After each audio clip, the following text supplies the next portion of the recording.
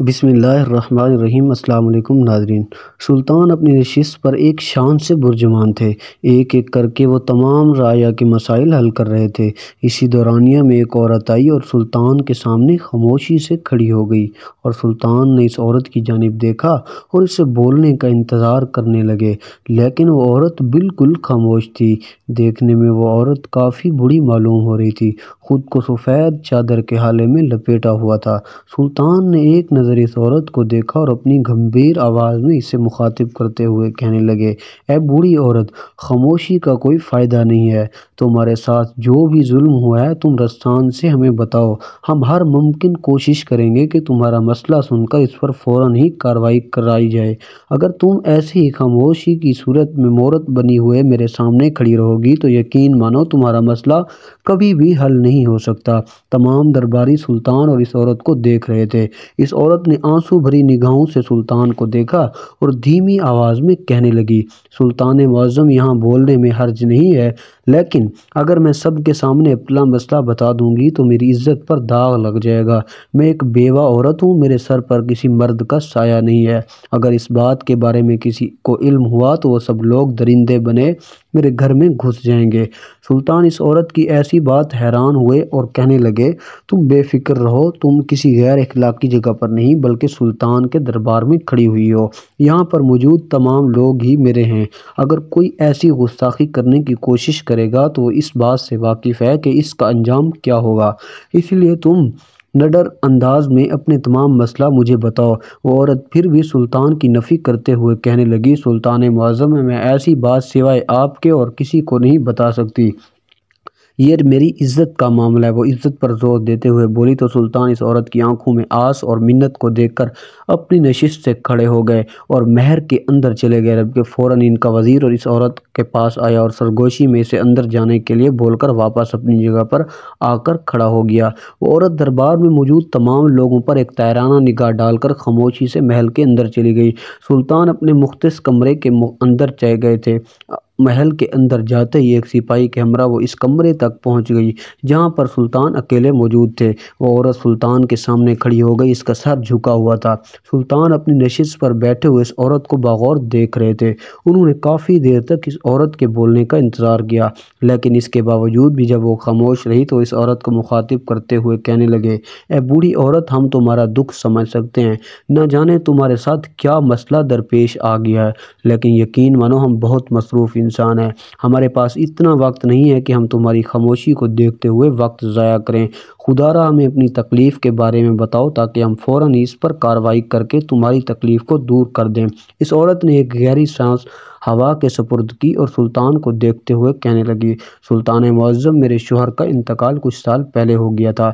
میں نے 7 بیٹیوں کو جنم دیا تھا۔ سر پر کسی مرد کا سایہ نہیں۔ میں رئیس گھر میں جا کر وہاں پر خانسامہ کا کام کرتی ہوں اور اس کے بدلے میں جو معاوضہ مجھے ملتا ہے اس سے میرے گھر کا گزر بسر چلتا ہے۔ میں نے کبھی بھی کسی کوئی شکایت نہیں کرے، خاموشی سے اپنی بچیوں کے ساتھ اپنے گھر میں رہ رہی ہوں۔ کچھ سال پہلے اچانک ہی میری بڑی بیٹی کی طبیعت خراب ہوئی اور جب اسے دائی کو دکھایا گیا تو اس نے بتایا کہ میری بڑی بیٹی ماں بننے والی ہے، لیکن اس کی شادی تو ابھی تک ہوئی ہی نہیں تھی۔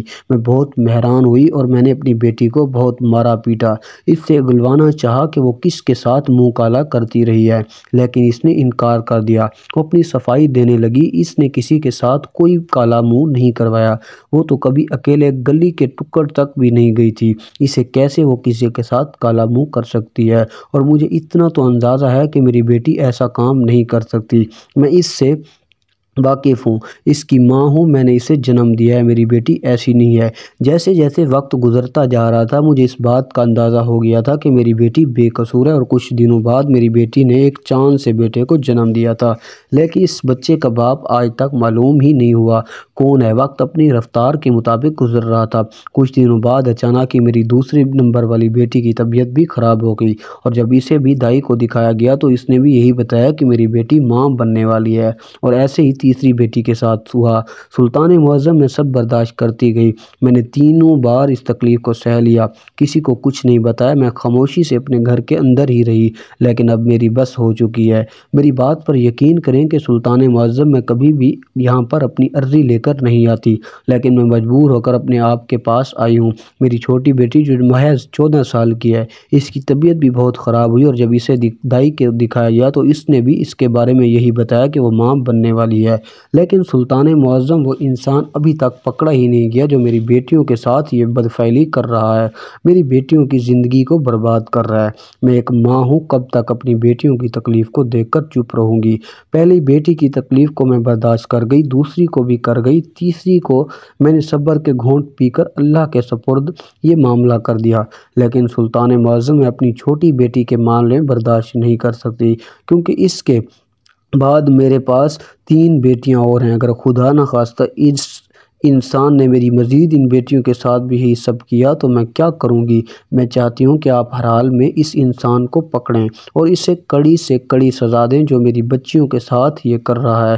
میں بہت تکلیف میں ہوں اور مجھ سے اب برداشت نہیں ہو رہا۔ وہ ماں عورت یہ بول کر پھوٹ پھوٹ رو رہی تھی، جبکہ سلطان ماتھے پر شکنوں کے جال بچھ گئے تھے۔ انہیں یقین نہیں آ رہا تھا کہ ان کی رعایا میں سب کچھ ہو رہا ہے۔ انہوں نے اس عورت کی جانب دیکھا اور کہنے لگے، اے بوڑھی عورت، تم نے ہمیں پہلے ہی بار کیوں نہیں بتایا تھا؟ ہمیں سمجھ نہیں آتا کہ تم لوگ اپنی عزت کو داؤ پر لگانے کے چکر میں دھیرے دھیرے اپنے گھر کی بیٹیوں کی عزت کو کیوں خراب کر دیتے ہو۔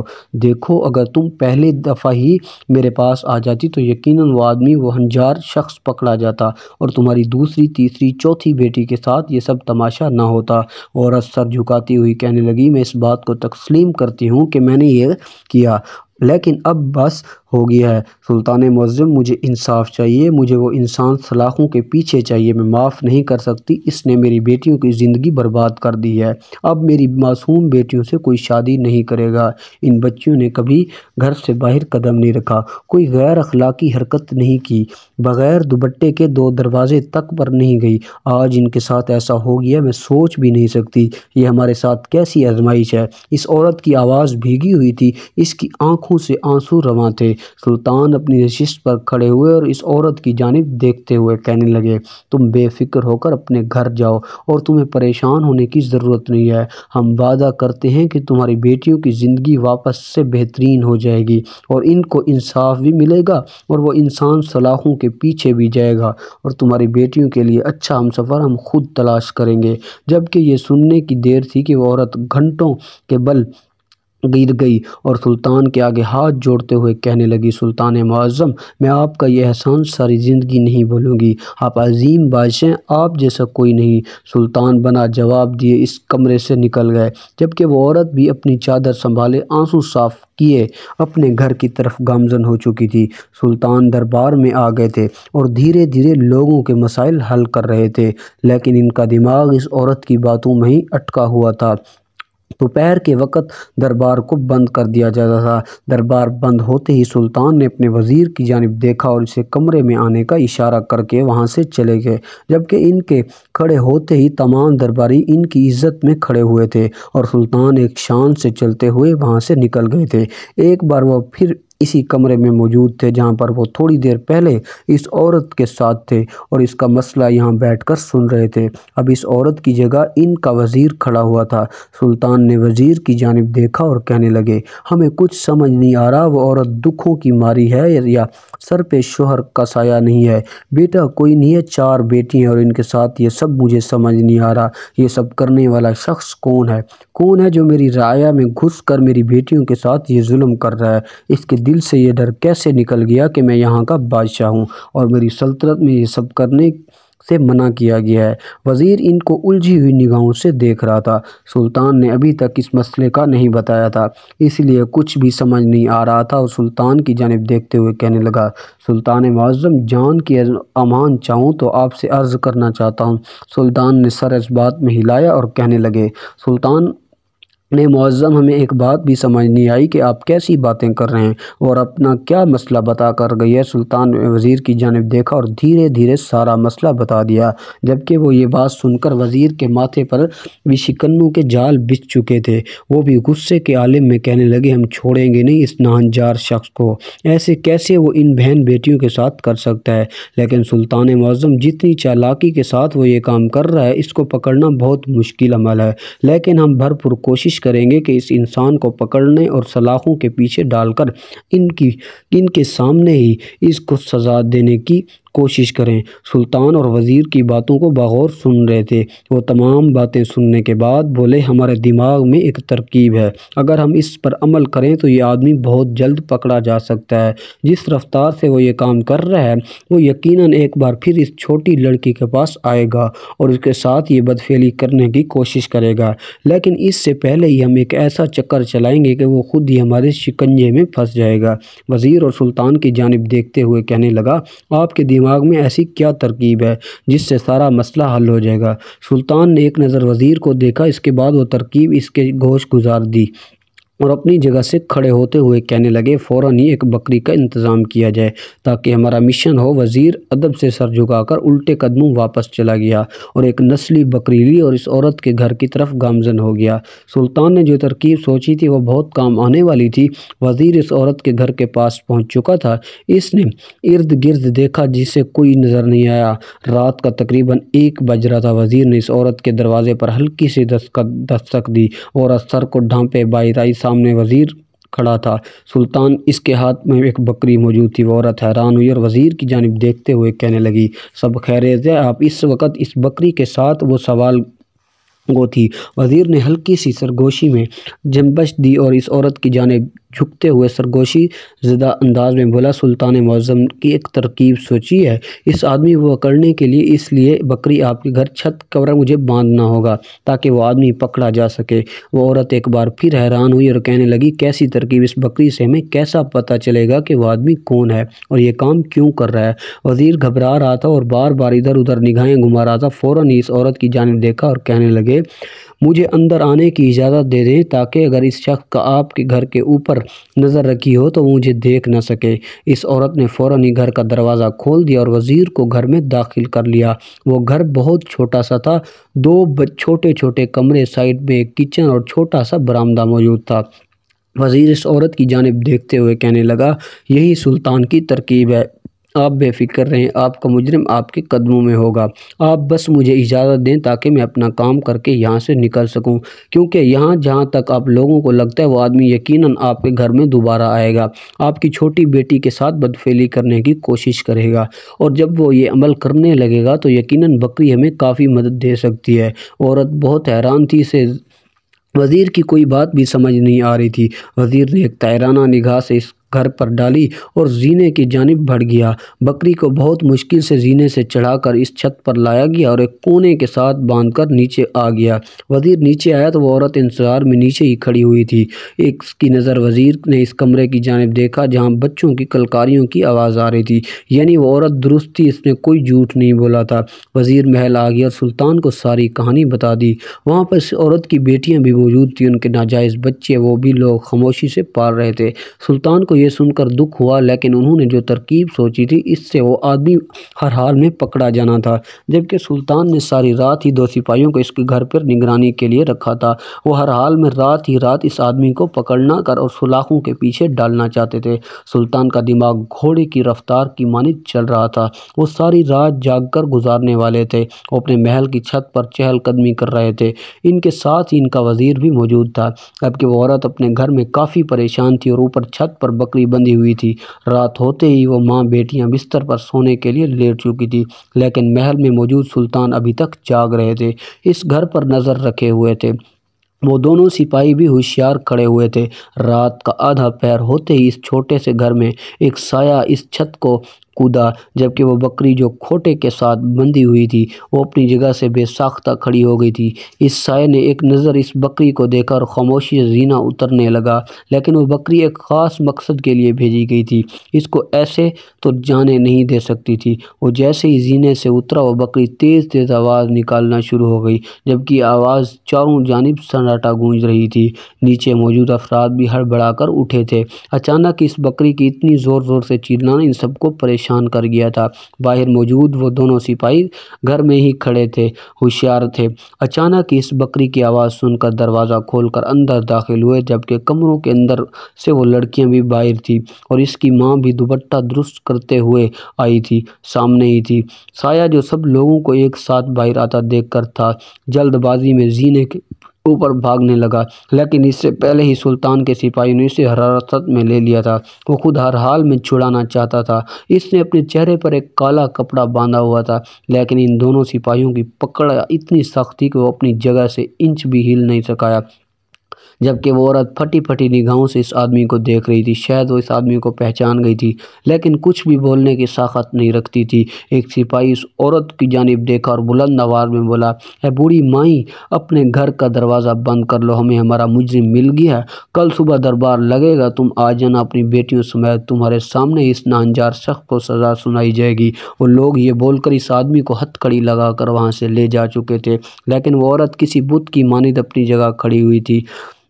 صبح طلوع ہوئے آفتاب، دربار لگا ہوا تھا۔ سلطان اپنی نشست پر پرجمان تھے، جبکہ اس آدمی کو گھنٹوں کے بل بٹھایا ہوا تھا اور اس کے چہرے پر ابھی تک نقاب تھا، جبکہ وہ عورتیں محل میں آ گئی تھیں۔ سلطان نے اس عورت کے کہنے کے مطابق تمام درباریوں کو محل سے باہر جانے کے لیے بول دیا تھا، جبکہ دربار میں صرف سلطان اور ان کا وزیر، وہ عورتیں، مجرم شخص موجود تھا۔ رات والے دو سپاہی اس کے سر پر کھڑے ہوئے تھے۔ سلطان نے اس آدمی کی جانب دیکھا اور گرجتے ہوئے کہنے لگے، کون ہو تم اور تمہاری اتنی جرأت کہ تم اس عورت کے ساتھ اتنا بڑا گھناؤنا کھیل کھیلو؟ تم ایسا کیوں کیا؟ کون ہو؟ جبکہ وہ آدمی بالکل چپ تھا، اس نے کوئی جواب نہیں دیا تھا۔ سلطان نے اپنے سپاہی کو حکم دیا کہ فوراً اس آدمی کے چہرے سے نقاب ہٹایا جائے تاکہ معلوم ہو سکے کہ یہ کون ہے۔ سلطان کا حکم فوراً ہی بجا لایا گیا۔ اس آدمی کو اپنے نقاب ہٹانے کے لیے بہت جد و جہد کی تھی، لیکن وہ عام انسان نہیں تھا، جبکہ وہ دونوں آدمی سلطان کے فوج کا حصہ تھے۔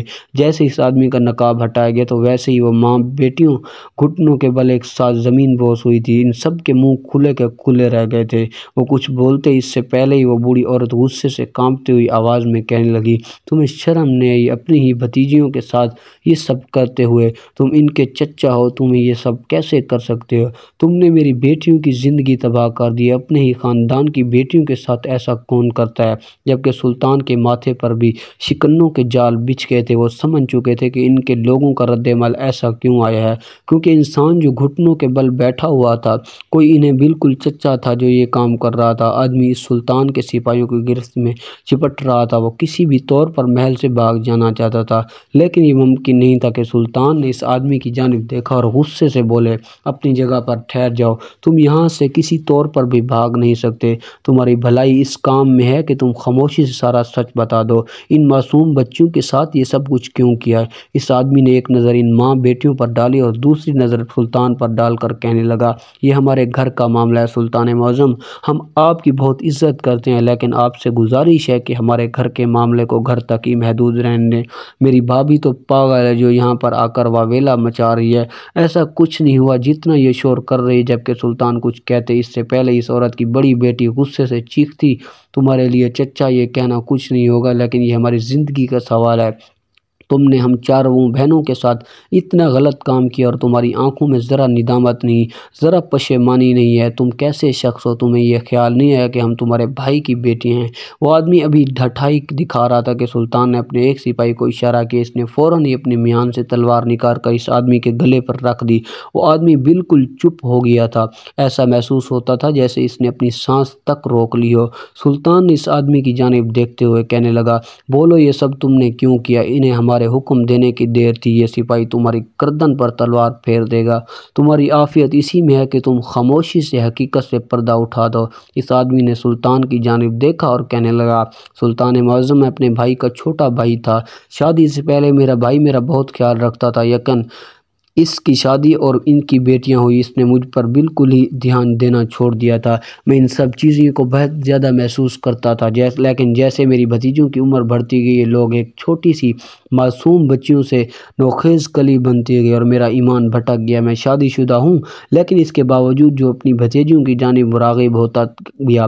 اپنی بھابھی کو کہا میں ان لوگوں کی شادی کر دوں، لیکن اس کے باوجود بھی انہوں نے میری ایک نہیں سنی، اور اس کے بعد میں اپنے نفس پر قابو نہیں رکھ پایا، اور رات کے پہر جب یہ لوگ سو جاتے تھے، میں چھت سے کود کر ان کے گھر میں داخل ہوتا تھا، اور ایک جڑی بوٹی جس کی خوشبو سے انسان بے ساختہ بے ہوش ہو جاتا ہے، وہ ان کو سونگھ دیتا تھا، جس کو یہ لوگ سونگھتے ہی بے ہوش ہو جاتے تھے۔ اس کے بعد میں اپنا مقصد پورا کر کے وہاں سے لوٹ جاتا تھا۔ شروع میں تو یہ سب میرے لیے ایک مزہ تھا، لیکن جیسے ہی مجھے معلوم ہوا کہ میری بڑی بھتیجی ماں بننے والی ہے، تو میں نے یہ کام کرنا چھوڑ دیا، لیکن نفس کے ہاتھوں مجبور ہو کر میں یہ کرتا چلا گیا۔ آخر جب اپنی چھوٹی بھتیجی کے ساتھ یہ کیا تو مجھے ایک الگ ہی سرور ملا، لیکن میں نہیں جانتا تھا کہ آخری بھتیجی کے ساتھ یہ کرنے کے بعد میں پکڑا جاؤں گا۔ وہ آدمی سر جھکا کر سچ بول گیا تھا، جبکہ سلطان نے تمام رد و داد سننے کے بعد فوراً ہی اپنے سپاہی کو اشارے سے حکم دیا، اور اس نے بنا آدمی کو سمجھنے کا موقع دیے بغیر وہ تلوار اس کے گلے پر پھیر دی تھی۔ اسی وقت آدمی کا سر ڈھیر سے جدا ہو گیا تھا، جبکہ وہ ماں بیٹیاں سچائی سن کر اب دیدہ ہو گئی تھی۔ کچھ روز بعد ہی سلطان ان لڑکیوں کے رشتے لگوا دیے تھے، اور اچھے گھرانوں میں ان کی شادیاں بھی کروا دی تھی۔ اس واقعے سے یہ بات ثابت ہوتی ہے کہ اگر انسان کے پاس دماغ ہو، وہ ایک اچھی ترکیب سوچے تو بنا کسی بھی الجھن میں پڑے اپنے مسئلے کا حل بہت آسانی سے نکال سکتا ہے۔ دوستو، یہ کہانیاں جھوٹی ہیں یا سچی ہیں، انٹرنیٹ کی ریسرچ سے لی گئی ہیں۔ اس طرح کی مزید کہانیوں کے لیے ہمارے YouTube چینل کو سبسکرائب کریں۔ جزاک اللہ۔